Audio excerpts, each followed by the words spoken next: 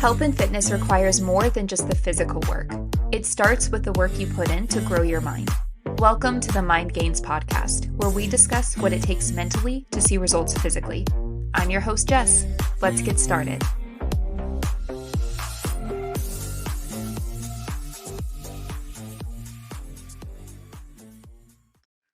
Hello, and welcome to another episode of the Mind Gains podcast. I'm so excited for this episode because we are going to be going over one of my favorite topics, and that is going to be building muscle.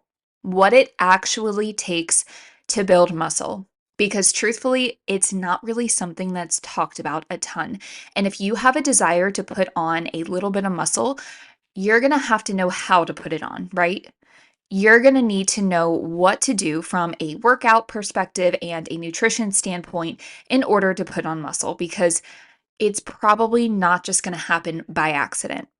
And I love when one of the biggest priorities someone has is to build muscle, because I feel like it's really neglected a lot of the time. Most of us want to lose weight, right?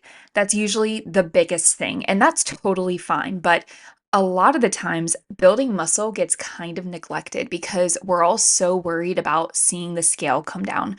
But truthfully, even if you lose that weight, if you don't have a decent amount of muscle on your body, you're most likely going to be left kind of disappointed with your weight loss because you're not going to have that defined look that the majority of us are after. The muscle is what gives shape to your physique. And if that's not in place prior to bringing body fat percentage down a little bit, you're going to have more of that skinny fat look. Skinny fat is such a buzzword right now, but essentially this just means looking like a bit of a smaller version of what you do already, but you don't really look that different because you're skinnier, but maybe still left a little bit flabby because you don't have a sufficient amount of muscle mass. So if you're looking for a more lean and defined look, that's going to come down to having a good amount of muscle and lowering your body fat percentage. So I wanted to talk about what is actually required in order to build muscle so that you know exactly how to achieve that look. To start us off, I'm going to dive into workouts because this is what kind of starts the entire process of building muscle. So, in order to build muscle, it must first be broken down. And the way you do that, strength training and lifting heavy, pushing hard in your workouts, and really challenging yourself. Our muscles require a lot of stimulus in order to actually break down. So, if you are strength training, but you're kind of just doing the bare minimum, you're going through the motions, stopping before you reach failure on your sets or very close to it, skipping some of your exercises, that's not it. One of my favorite things I ever heard someone say is that you do not get a single thing that you don't work for. And it could not be more true. So if you want to build muscle, be prepared to work hard. You will not build muscle if you are not working hard enough for it in your workouts. So something I like to do constantly while I'm working out is I am always looking to make things harder. Like, how can I really step this up and take it to the next level? I'm already dying in my lifts, but if I can make it even harder on myself, I'm going to. And it's not easy to do because something you have to recognize is that your mind is not your best friend here in any of this. It is always going to try to tell you to slow down, take it easier, don't push too hard, don't make your workout any harder. It's already hard enough. Everything you're doing is good enough. You have to ignore that. Good enough isn't good enough. You have to challenge yourself. So if you're doing cannonball squats on the Smith machine, let's just say, and you have a good amount of weight on there, you're getting maybe 8 or 10 reps out at that heavy weight, and your last 1 to 3 reps are moving slow. You're not even sure you're going to make it all the way up on your last couple reps. You are so close to failure. That's hard, right? That's very, very hard. Your mindset should be, how can I make this even harder? In that moment, that's what you should be thinking of. Can you rack that weight after your set? take a step back and start doing body weight squats until you physically cannot get yourself up anymore, this is one of my favorite ways to really take things to the next level because you know that I'm ending my set of cannonball squats with legs that are already shaking. I'm talking like trembling. And then tacking on those body weight squats until absolute failure. Like I am cooked at that point. I am done. My quads will not even be able to physically hold me up for a couple of minutes after that. This is the kind of stimulus I'm talking about. If your main goal at the moment is muscle building and you're looking to really optimize your time in the gym and your workouts, start looking to make things harder. Even in the middle of your sets, like ask yourself what you can do right in this moment to make this movement or this set, this rep harder on yourself. You want to be leaving the gym feeling like you left absolutely nothing on the table. You gave it everything you had for that given day. You don't want to leave the gym saying, yeah, I probably really could have pushed harder in that last set. At that point, it's too late. You have to find it in the moment and implement whatever it is that's going to make your workouts more effective. The workouts are what start this process off. So if you're not even breaking down the muscle in the first place in your lifts, everything else after isn't doing anything to help build muscle. It won't just magically start growing if it wasn't even broken down in the first place. And when I say broken down, I mean that when you lift heavy weights and really push yourself in your lifts, you are creating micro tears in your muscle fibers. And those tears aren't happening when you're just casually throwing some weights around. They happen in the last few reps of your set when you are seriously questioning your ability to be able to continue lifting that weight. It's not happening when you're on a phone call with your friend banging out bicep curls at lightning speed because you picked up the 10-pound dumbbells when really you probably could have picked up the 15s or the 20s and you're really not finding it that challenging or intense. It's happening when you hang up that phone, pick up a challenging weight, slow down your movement, and make sure you're fighting for your life those last few reps. If you're not making some ugly faces during your workout, you're missing out and you need to be giving more. So, this is what kind of starts the whole process off. So, you want to be sure you're giving to your workouts the way you need to be.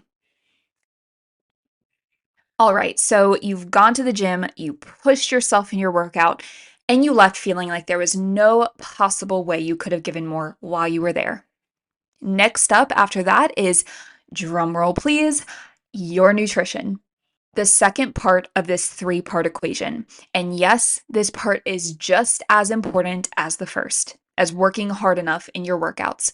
All three parts of this are equally important, and all three of them must be prioritized if you want to build muscle. So, part two is going to be your intake. And when it comes to building muscle, the best way to see optimal muscle gain is going to be by eating in a slight calorie surplus.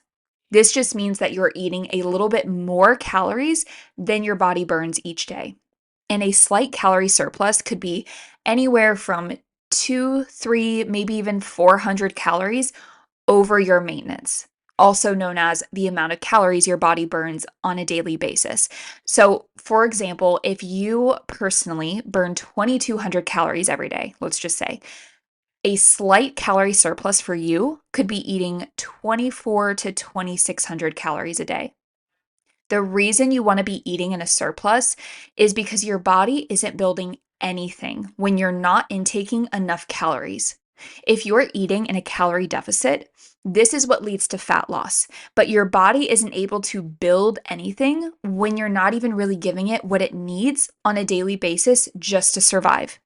It builds when it has extra calories coming in and when it has enough protein to do so. And while, yes, it is possible to do a body recomp and eat right around your maintenance and lose fat and build muscle at the same time, it does typically take much longer doing it this way. And if you want noticeable, significant changes in your body, a calorie surplus is the way to go, in my opinion. So you're going to follow up your workouts with eating in that slight calorie surplus and in taking enough protein every single day. Not just through the week, but then you fall off on the weekend, not when it's convenient for you, every single day. That protein is what allows those broken down muscle fibers to rebuild themselves back bigger and stronger. So if you're not eating enough protein every day, that's not going to happen. The protein has to be there. Our bodies are constantly in a balance of protein turnover, meaning that we are constantly breaking down proteins in our body. So it's almost like this balancing act of eating enough protein every day and refilling for our needs. Imagine like one of those balance scales. On one side, you have protein breakdown that's happening in your body constantly. And on the other side, you have dietary protein that is being taken in every day. We need to make sure we're eating adequate protein every day to keep things in check so our body isn't degrading what muscle mass we do have, because that's the first thing to go. If protein needs in the body aren't being replenished each day, your body isn't holding on to that muscle mass or even building it in the first place if you're just starting out. Muscle is very expensive to the body. It burns a lot more calories on a daily basis than fat does. And our bodies are all about efficiency and survival. That's all it cares about.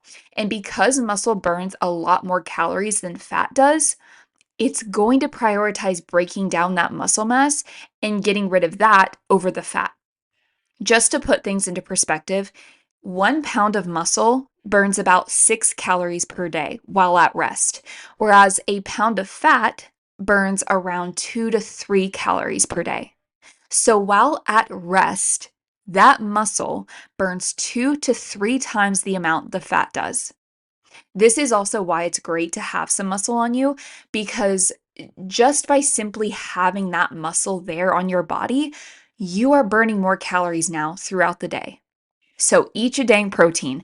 It's very, very important, and it's required for building and maintaining muscle. A good rule of thumb is to aim for around 1 gram of protein per pound of body weight. Some people will say per pound of goal body weight, but you can also just do about 30% of your caloric intake each day coming from protein. Nutrition is so important in every single phase of your fitness journey.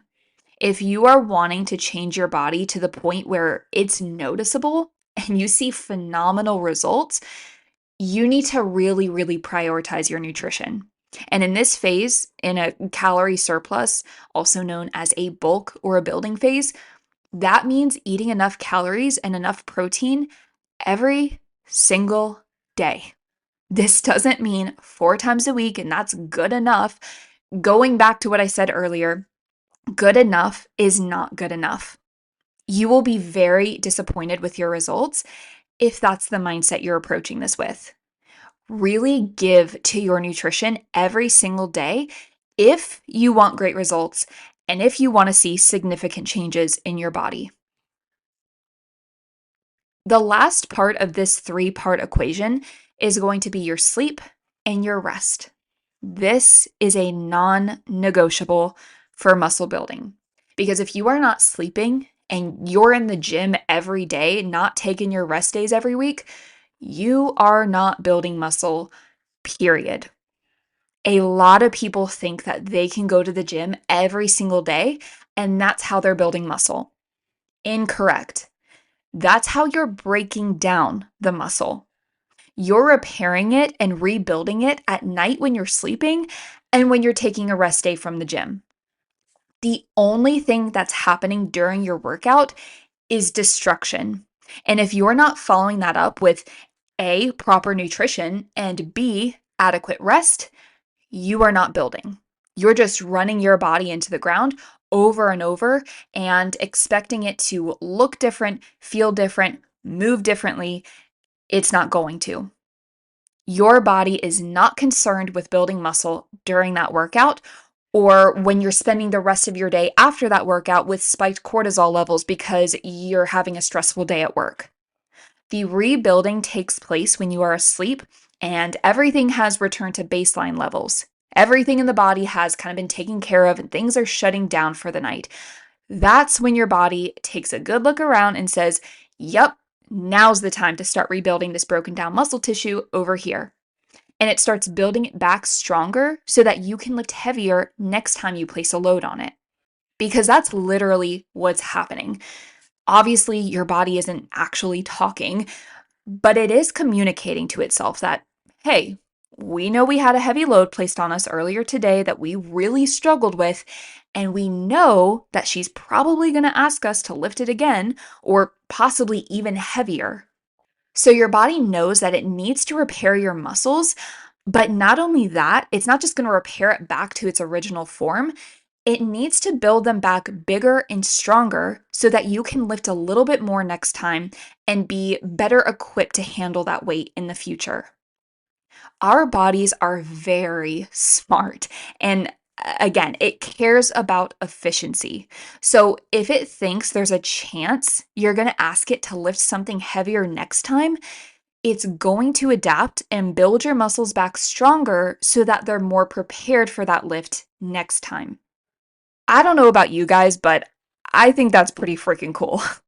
I don't know. I'm a nerd when it comes to this stuff, but the way the human body works is insane to me. Anyways, that's what's happening when you're asleep and when you're resting. So if you're not including that piece of the puzzle, you're not going to be building muscle mass. Like I said earlier, all three components must be there and must be very much given to with equal importance every single day. This is what is required for muscle growth. If you are doing two of these things, but you're even missing just one of them, it's not going to matter. If you are doing 2 plus 2 plus 2 equals 6, but then you're leaving out one of the twos, the equation doesn't work anymore. You're not getting to 6 by just adding 2 plus 2. You're going to fall short every single time. All three parts of the equation need to be present, and all three must be very much prioritized every day if you want great results. This topic was requested to me by several people, so if you are someone who asked about this, I hope this helps give some insight into what is actually required to build muscle. Really prioritizing these three things and giving to each area is your answer, along with patience. Do all three of these things and do them well, day in and day out. Put that on repeat and give it plenty of time. 6+ months of dedicated training and being on point with nutrition and rest, and you should start seeing those muscle gains you want to see. Be sure to share this episode with someone you know. Let me know you listened to it. I always love learning who my listeners are, and let me know if there are any specific topics you would like to learn more about. But otherwise, I hope you have a great rest of your week.